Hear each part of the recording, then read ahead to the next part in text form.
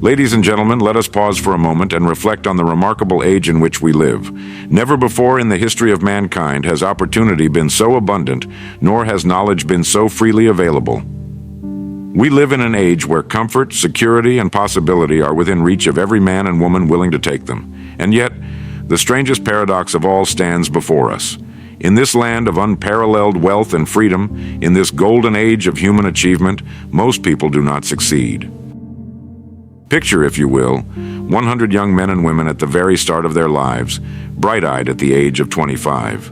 They all dream of a better future. Each one, if asked, will declare with certainty, "Yes, I want to be successful. Yes, I want my life to matter." You can see it in their faces, the eagerness, the sparkle in their eyes, the energy that comes from believing the world is theirs to conquer. But now, move the clock forward 40 years. Out of those 100, how many will truly succeed? Statistics reveal a shocking truth. Only a handful, about 5 out of that 100, will have achieved the kind of success they once dreamed about. The rest will fall short. Some will get by, some will struggle, and many will spend their final years dependent on others, wondering where it all went wrong. Why? Why do we start with hope, yet so many of us end in quiet disappointment? What happens to that fire of youth, that determination, that conviction that life will reward us richly? What force robs 95 out of every 100 men and women of the success that seemed so certain at the beginning? The answer, my friends, is not fate. It is not luck. It is not the economy, nor the times, nor the family into which one is born. The difference lies in mindset. More specifically, the mindset of the rare 5% who refuse to drift along with the crowd. Most people, without realizing it, live by imitation. They conform. They look around at what everyone else is doing and decide that must be the way. They trade in their dreams for routine, their courage for comfort, their imagination for conformity. They rise each morning, not because they have a goal burning within them, but because that's what everyone does. But there is another kind of person, the few, the uncommon 5%. These men and women dare to set their own direction. They refuse to measure their lives against the crowd. Instead, they choose to think for themselves, to dream boldly, and to fix their minds on a goal worthy of pursuit. And because of this, their lives take on a completely different course. You see, success is not an accident. It is not a secret reserved for the fortunate few. Success is the progressive realization of a worthy goal. It begins the moment a man or woman decides clearly and deliberately, "This is what I will do with my life," and then sets out upon that road. The 5% mindset is not about wealth alone, though wealth may come. It is about direction, about purpose, about taking control of the most powerful instrument ever given to a human being, the mind. We become what we think about. Our lives, our fortunes, our destinies are shaped first in the quiet workshop of our thoughts. The 95% allow their minds to drift, to be filled with worry, with doubt, with whatever the world happens to throw at them. The 5% guard their thoughts, nurture their vision, and hold steadfastly to the picture of the life they are determined to build. The illusion of success. When we are young, life seems wide open. At 20 or 25, most men and women carry within themselves a vision of what their future will be. Ask them at that age if they want success, and the answer will always be yes. Their voices are confident, their eyes shine with possibility. Each one believes with a kind of certainty that they will arrive at a better tomorrow. Most of us confuse wishing with working, dreaming with directing, hoping with planning. They believe that time itself will deliver them to success, as though the years alone will carry them upward like a tide. They never stop to ask the vital question, what precisely is success, and how will I reach it? The years pass, they work hard, they support families, they meet their obligations. But somewhere along the way, the dream grows dim. The goals that once stood so bright in their minds begin to fade into the background, replaced by routine. The fire that burned in their 20s cools by their 30s, and by their 40s, many are simply existing, no longer driven by vision, but carried along by habit. And so we arrive at a tragic discovery. By the time they reach 65, only a small fraction, about 5%, can say they are truly successful, truly living the life they once dreamed. The rest, despite good intentions and honest labor, have fallen short. Why does this happen? It is not because they lacked intelligence. It is not because they lacked opportunity. It is not because they lacked time. Every one of them had the same 24 hours in a day, the same chance to learn, the same opportunity to direct their future. The difference is this: most believe success would arrive on its own, like the changing of seasons, without deliberate thought, without a chosen direction. They were wrong. Success is never an accident. It does not appear simply because we work hard or because we wish for it or because time has passed. Success is built. It is planned. It is deliberately created in the mind before it ever appears in the world. And the tragedy is that 95 out of every 100 never truly understand this until it is too late. This, my friends, is the illusion of success, the false belief that merely living, working, and waiting will one day bring the life we desire. But life does not work that way. Without purpose, without direction, the years drift by, and the dream slips silently through our fingers. The tragedy of conformity. If there is one single reason why the majority never taste true success, it is this: they conform. They live as though the safest path is to follow the crowd, to copy the actions of others, to blend in with the majority. And yet, that very majority is going nowhere. Look closely at the lives of most men and women. They rise each morning, not because they are drawn forward by a great purpose, but because it is what everyone else does. They work at jobs they never truly chose, buy things they were told they must have, and shape their lives according to patterns handed down by others. Their greatest fear is not failure, but standing apart. And so, they surrender their individuality at the altar of acceptance. This, my friends, is the quiet tragedy of human life, that so many are born with imagination, with talent, with the capacity for greatness, yet spend their years imitating instead of creating, following instead of leading, existing instead of truly living. Why do people conform? It is not because they are incapable of thought, but because they do not dare to think for themselves. It is easier, they believe, to walk in the footprints of others than to cut a new path through the wilderness. The crowd provides comfort, a sense of belonging, and the illusion of safety. But comfort is a poor substitute for achievement, and safety often hides the greatest danger of all, the danger of a wasted life. History has proven that every breakthrough, every advancement, every great act of human progress has come not from the conformist, but from the individual who refused to be ruled by the opinion of the crowd. The men and women who dared to think differently, to act boldly, to break free from the ordinary, these are the ones who discovered new lands, built new industries, and inspired nations. The truth is plain. Conformity is the path of the 95%, and it leads only to mediocrity. Courage is the path of the 5%, and it leads to greatness. To conform is easy. To stand alone requires strength.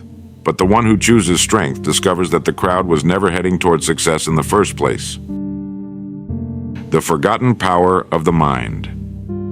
If there is one treasure given to every man and woman at birth, it is the mind. Within it lies the power to design, to build, to create a destiny. And yet, strangely enough, it is the one gift most people never truly use. We employ our minds for small tasks, for daily duties, for solving problems of the moment, but the vast power of thought, the ability to shape the future, remains untapped. Everything you see in the world began first as a thought. The buildings we live in, the machines we ride in, the books we read, the music that stirs our hearts, all were once invisible ideas held in the mind of a single individual before they became reality. Thought is the seed from which every harvest of human progress has sprung, and what is true for nations and civilizations is equally true for the life of a single man or woman. Yet, while this truth stands plain before us, most people never realize it. They treat the mind as though it were a container to be filled with other people's opinions or a machine to handle the details of survival. They forget that the mind is not merely a servant, it is a master. It is the great compass of our lives, pointing us toward whatever vision we hold most often and most strongly. The thoughts we nurture day after day sink deep into the soil of the subconscious, and from that soil they grow into the circumstances of our lives. If we think fear, we live in fear. If we think failure, we walk toward failure. If we think with confidence, with courage, with a definite purpose, our lives bend inevitably toward that purpose. The tragedy is not that people are weak or untalented. The tragedy is that they spend their mental energy worrying, doubting, fearing, instead of directing that power toward a chosen goal. They forget that the mind, like fertile ground, will return whatever seed is planted, whether it be weeds of worry or crops of success. The 5% understand this. They guard their thoughts. As a farmer guards his fields, they sow only what they wish to harvest, and in time, the harvest always comes. The secret of goals. If there is a single secret that separates the 5% from the 95, it is this. The successful set goals and the unsuccessful do not. The difference sounds simple, even ordinary, yet it makes all the difference between a life of drifting and a life of direction. Most people move through the years without a definite aim. They work, they earn, they spend, and they repeat the cycle endlessly, yet they have no clear destination. Imagine a ship leaving the harbor without a chart, without a compass, without a captain's plan. Where will it end up? At the mercy of the winds and the tides, drifting aimlessly until it runs aground. That, my friends, is the life of the 95%. The 5% live differently. They begin with a goal. They write it, they hold it before their minds, and they return to it daily. They do not simply wish for success, they define it. They decide precisely what they want. The kind of life they will live, the contribution they will make, the wealth, the health, the peace of mind, the service they will give. And once defined, that goal becomes a magnet, pulling them steadily forward through both calm seas and storms. Why is this so powerful? Because a goal gives direction to the mind. It channels thought, energy, and action toward a definite end. Without it, the mind scatters its power on 1,000 trivial concerns. With it, the mind becomes focused, steady, and unstoppable. The remarkable thing is this: it matters less what the goal is and more that it exists. A person with a small but definite aim will go farther than one with grand dreams and no direction, for the goal gives meaning to labor, courage to struggle, and patience to wait.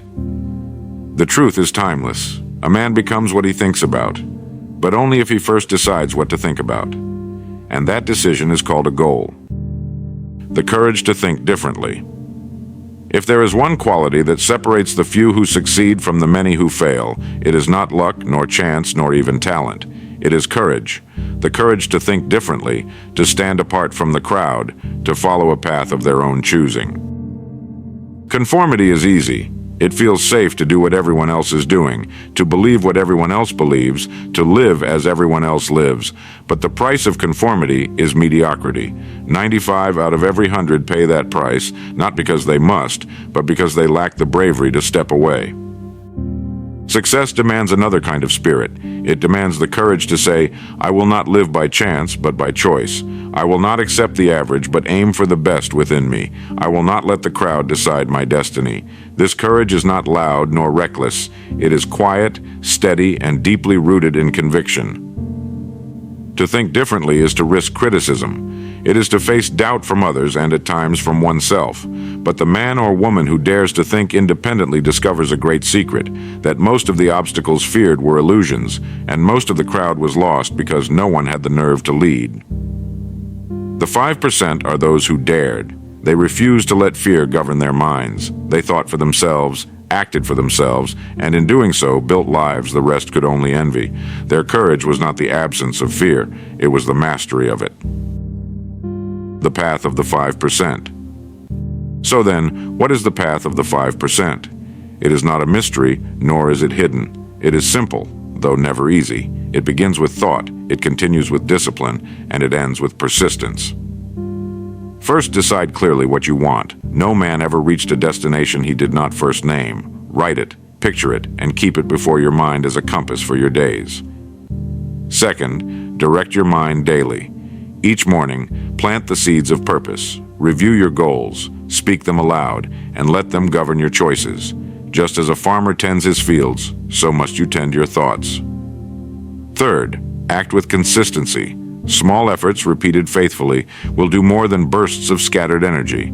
The 5% are not driven by moods or convenience. They act according to plan, whether the day is bright or stormy.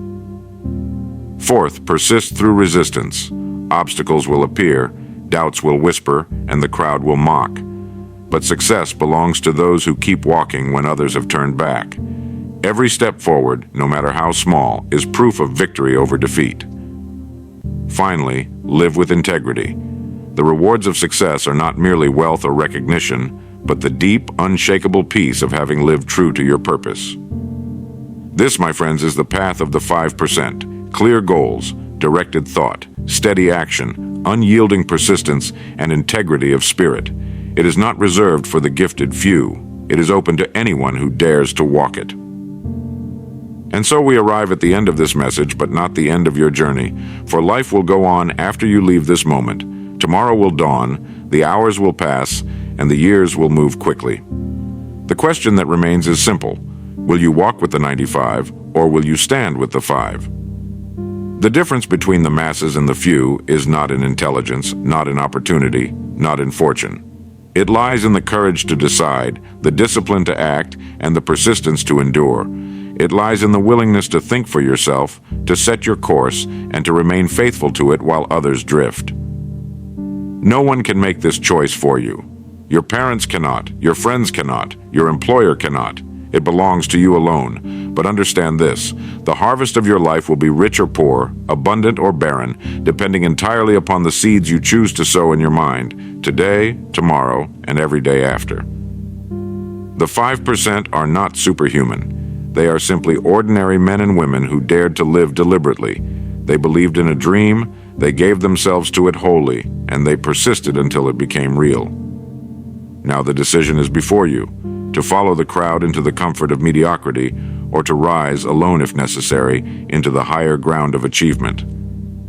My friends, the choice is yours. Few will take this path, but for those who do, life will open wide its treasures, and the world will know them as the 5%.